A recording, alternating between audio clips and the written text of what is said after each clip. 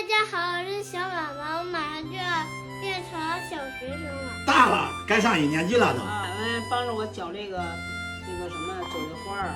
哦，这韭菜花是干嘛使啊？能画面。我洗完了以后什么，给它搅碎了，搁上盐。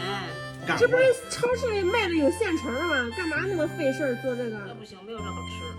哦，自己做着好吃。我去年做了一大瓶子，吃1年。小婉婉，你感觉长大了吗？感觉长大了。感觉长大了。能帮着干活了是吧？这孩子大了，那话说了一套一套的，有时候顶的我都不知道怎么接他的话茬。是吧？他可会说。小婉婉，你现在成大姑娘了。婉婉那会儿小时候刚2周多挑水是吧？听那烟，瞧那冒着烟，你怎么弄的？你说这呛的，你有毛病你好吗？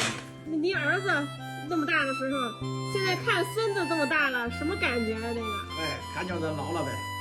说婉婉都该上1年级了，我想起我儿子那会儿，好家伙，上幼儿园的时候不去，去这家伙。你爸爸前头拿绳拽着我，后边揍着我才去的。甚至我种的，就自己种的。现在想起来，他闺女都上1年级了，这叫人生如岁月，弹指一挥间，是吧？嗯，对，说的太好了。现在我儿子快40了。是啊。咱们婉婉给烧了血行吗？啊？脏。天天干着活儿。天天有洁癖。你有洁癖啊？洁癖。你那活儿婉婉不愿意干。那我自己刷吧。谁给你愿意？我都不愿意刷，人家懒得刷呢。我爸也不愿意。你爸也不愿意。你爸更那个啥？你爸更洁癖。你爸更洁癖。天天看着我们那地上脏不脏？天天看。你爸一回来检查。这爸爸天天一到家，是不是拿放大镜瞅着地脏不脏啊？是，脏了他就说，是不是？我爸爸一下班看那地脏就说我。嗨，那你得给帮着擦呗。你当下那地他妈抬着脚走了，那不走道了。儿子就想干，想干，你从小就想干。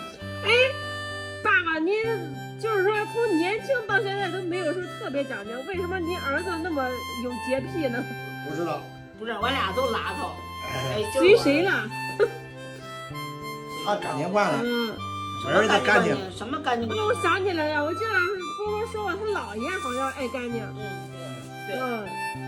随着姥爷，我爸爸就是隔代遗传，这是遗传姥爷了。干净，这洁癖都。他有洁癖。